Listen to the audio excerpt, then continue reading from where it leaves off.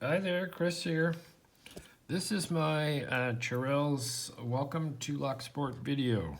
And first off, I want to say congratulations on hitting your 100, buddy. That is a great milestone. Um, it, it, I can remember when the first time I hit it, I was coming up close, and it's very, very exciting. And it just keeps getting better from there. So in this Welcome to Locksport video, he suggested that we, in our qualifying video, give some advice to new pickers. And the first advice I would give to new pickers is check out the Helpful Lock Picker in his beginning series because he has great videos. And he also has a progressive list of locks that take you along as you learn tensioning and picking, and then you move into locks with a couple spools, and you keep going. I would, number one, do that. I would watch some of the great pickers, Bears Back, Cherokee,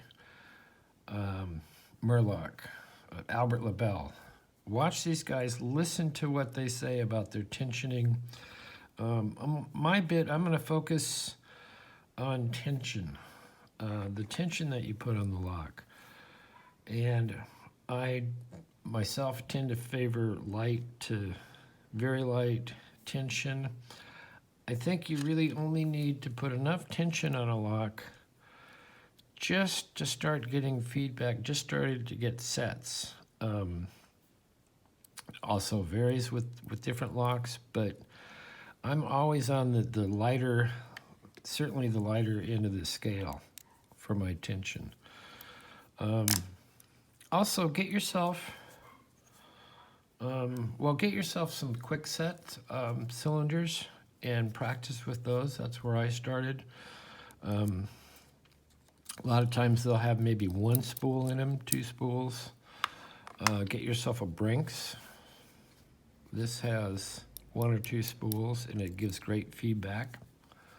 And you'll learn how to pick spools from that.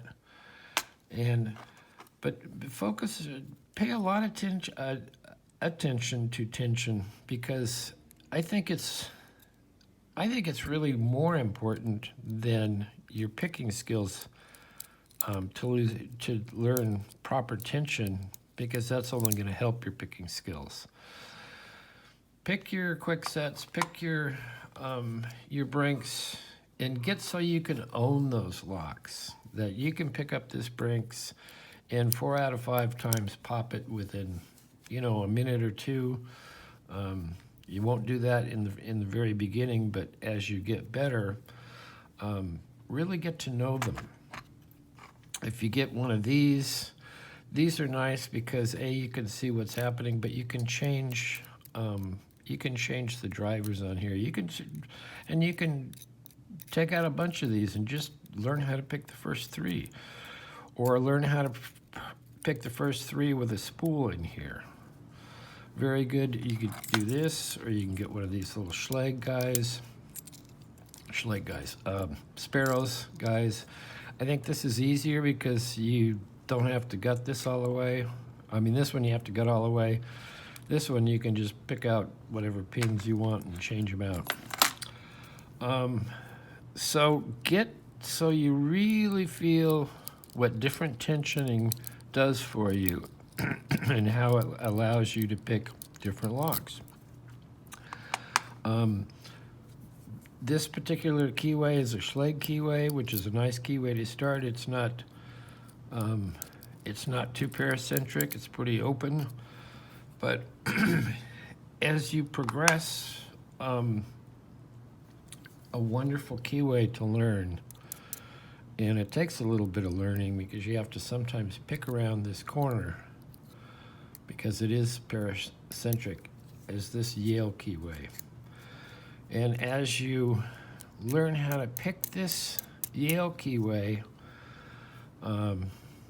and what picks you need. I always use almost predominantly this pick here because it has a very short height on the shaft, and so that I can get around a lot of locks, a lot of paracentric locks. So that's why I use this. It's a short to medium hook. It picks like 85–90% of the locks I pick up. So going back to learning this Yale keyway. Yes, Hasuk, she agrees. If you learn this Yale keyway, that's a wonderful thing because that's going to open up a whole world of locks to you. Of course, it will open up. This is the same keyway. And I'm just going to throw a blank in here. This is just the standard Yale keyway. So if we see it goes in there, that's the right keyway. So you can pick, you know, once you learn that keyway, you can work on that Yale. But there's tons more. This is an Azeo, okay? Well, look at here. Look what keyway they use. Same keyway. Here's an old Yale. Look at that, same keyway. Here's the CISA. This cool big old CISA. Well, you're getting the idea now. It's that one. So once you learn this keyway, then it opens up all these other locks to you. And of course, there's more paracentric. There's locks that have even greater paracentric keyways. But the Yale is a really good place to start. Get yourself a Euro cylinder or a deadbolt cylinder that's a Yale, and learn how to pick that keyway. That's a lot to begin with, but to recap, I would first learn how to get just the right amount of tension. It's not always a whole lot. I mean, it's just enough so okay, now I'm starting to set pins with that tension. Okay, now this one I have a counter rotation, so I'm gonna back off a little bit. Learn that, and you'll learn that through these, like I say, these Brinks are great locks for learning that because they give great feedback. They got like 2 spools in there, and you will learn to pick through the standard pins, get on your spools, and learn the counter rotation to set these things. And that is a great thing that when you first start setting your spools, it's amazing. It's so fun.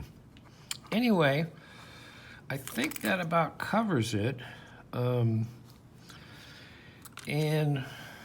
you can use top of the keyway tension.